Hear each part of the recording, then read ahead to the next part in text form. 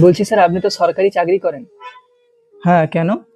তা আপনার সরকারি চাকরির পেছনের গল্পটা একটু বলুন না। না মানে আসলে আমিও সরকারি চাকরি পেতে চাই। গল্প নয় রে পাগল, বল সংগ্রাম।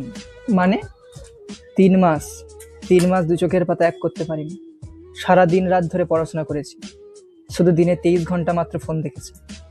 আর এইরকম 3 মাস ধরে কঠোর পরিশ্রমের পর সরকারি চাকরির পরীক্ষায় বসলাম। তারপর তারপর তারপর আর কি, পরীক্ষায় ফেল।